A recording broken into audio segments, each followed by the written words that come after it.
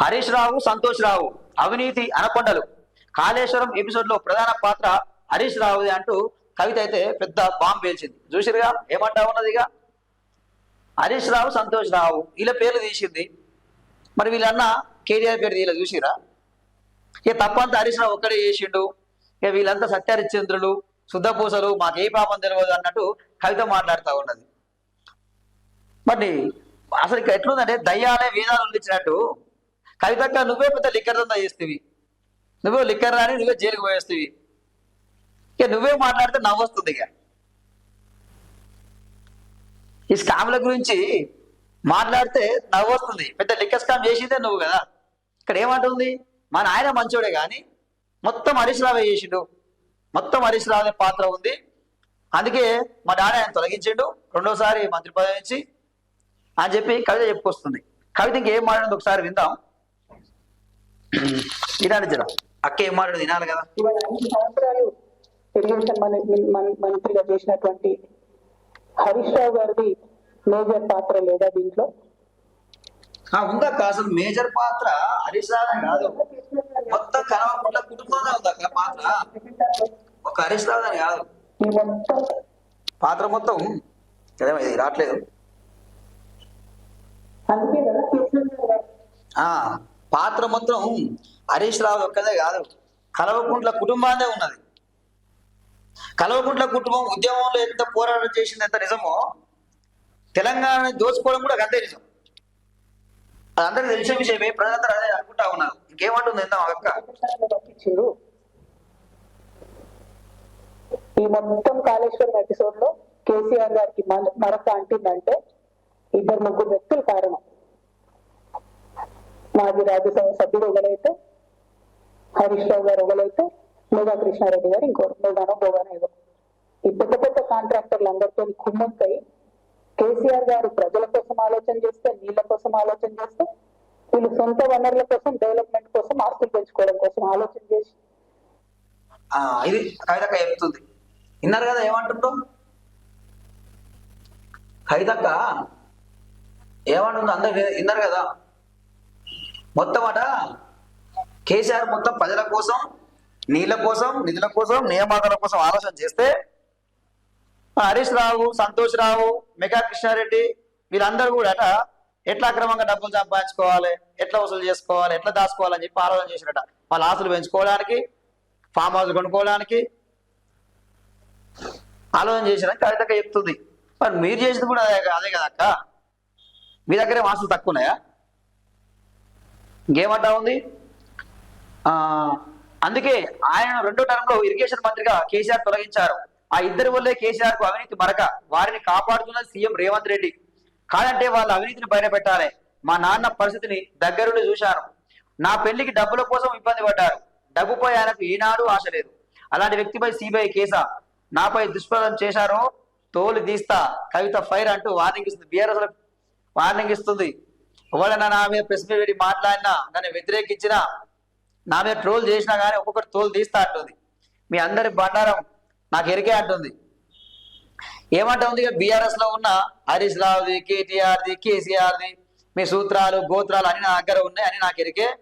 ఎవరైనా నా మీద ఒక్క మాట మాట్లాడినా కానీ నేను నోరు విప్తే మీ బతుకులు మొత్తం వచ్చి బదారణ పడతాయి అని చెప్పి మాట్లాడుతూ ఉంది. ఈ కేసీఆర్ మీద మీ 2-3 వల్లే మరక ఏర్పడ్డది.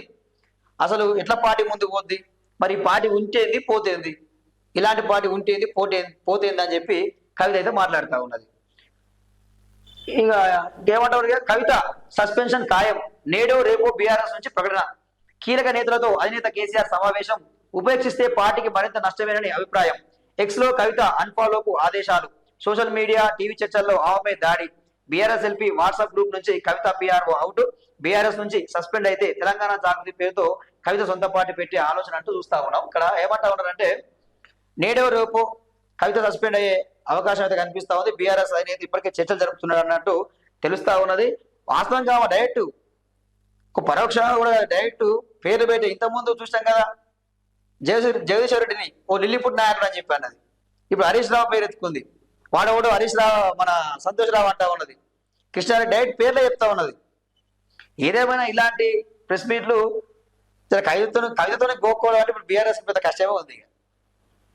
ఆమె ఇప్పుడు పార్టీ ఉంటేనే ఇట్లా చెలరేవి మాట్లాడుతూ ఉంది. మీరు పుసుకున్న రేపు ఆమె సస్పెండ్ చేసిరు అనుకో పార్టీ నుంచి, ఇక పూర్తిగా ఆమె బీఆర్ఎస్ లేకుండా చేస్తా అనే మాటలు మాట్లాడుతుంది. కానీ నువ్వు కూడా అదే పార్టీలో తినవు అక్క, అదే పార్టీలో ఎమ్మెల్సీ అవుతుంది, అదే పార్టీలో ఉంటేవి, మరి నీకు ఏం తక్కువ? మరి ఆమె ప్రెసిడెంట్ పదవి ఇస్తే అయిపోవే కదా. మొత్తం ఆమె బాధ అంత ఏంది, ఏమంటా ఉన్నది నిన్న మీడియాలో వెలగక్కింది కదా. ఆ దొంగల్నే డాడీ ఎందుకు డాడీ దొంగలు దయ్యాలు ఆ హరీష్ రావుని కేటీఆర్ని ఆ సంతోష్ రావుని వీళ్ళనే ముందలేస్తున్నాం ఎందుకు డాడీ అంటుంది. అర్థమైంది ఏమో పక్కన పెట్టినవని. ఆ కోపం అంతా అదే పక్కన పెట్టడమే. మరి సస్పెండ్ చేసే అవకాశం ఉన్నాయంటారు. సస్పెండ్ చేస్తే కవిత కొత్త పార్టీ పెట్టే ఆలోచన ఉంది అంటారు. అది పార్టీ పెడితే పెట్టి నడిపించాలి, డబ్బు కూడా ఉన్నది. కానీ మరి ఇక తెలంగాణలో కొంత చర్చ జరుగుతూ ఉంది. మరి మరో షర్మిల కాబోతుందా తెలంగాణలో కవిత? అదే కనిపిస్తోంది. కుటుంబ తగాదాలు ఆస్తి తగాదాలే రాజకీయ తగాదాలు ఇందుకు కారణం స్పష్టంగా కనిపిస్తా ఉంది. కవితకు పాపం ఎప్పటి నుంచి ఆ బాధ వెళ్ళగలుగుతా ఉంది. 10 ఏళ్ళ అధికారంలో ఉంటే నాకు మంత్రి పదవి ఇవ్వకపోతుంది, నీ మంత్రిని కాకపోతుంది, నన్ను ఎంపీ చేసి ఎక్కడెక్కడ పంపిస్తారు, ఎమ్మెల్సీ చేస్తారు, నాకు ప్రభుత్వంలో భాగస్వామి ఇవ్వకపోతుంది, నా ఆస్తిలో భాగస్వామి ఇవ్వకపోతారు అని చెప్పి పాపం బాధపడతా ఉందట. 10 ఏళ్ళ నుంచి నా బాధ ఎవరు చెప్పుకోవాలి అంటుంది కవితకైనా. సో అది మాట్లాడుతూ ఉంది. సో ఈ విషయం మీద ఎట్లా ముందుకు పోదాం ఏంది అనేది కేసీఆర్ ఆలోచిస్తున్నట్టు తెలుస్తా ఉన్నది. ఇక చూసుకుంటే ఇక ఇట్లా ఉన్నాయండి వార్తా విశేషాలు ఈ విధంగా కనిపిస్తా ఉన్నాయి మరి. సో మొత్తానికి ఏదేమైనా కానీ కవిత ఎపిసోడ్ మరి బీఆర్ఎస్ తో క్లోజ్ అయిపోతుందా, తెగదెంపులు జరగబోతుందా అనేది ఇక వేచి చూడాల్సిన అవసరం ఉంది. కేసీఆర్ నిర్ణయం తీసుకుంటాడా, సస్పెండ్ చేస్తాడా అని వేచి చూస్తాడు. ఎందుకంటే ఈ పార్టీకి అదే వేరే వాళ్ళు ఎవరైనా సరే బీఆర్ఎస్ పార్టీలో వేరే వాళ్ళు ఎవరున్నా ఈ మాట మాట్లాడితే మాత్రం ఈ పార్టీకి వాళ్ళ పని అయిపోయేది, వాళ్ళ కథ ఒడిచేది. ఇక ఈ పార్టీకి ఎప్పుడో సస్పెండ్ చేసి ఉతికి ఆడేసి పార్టీ నుంచి అవతలకి పంపించేవాళ్ళు.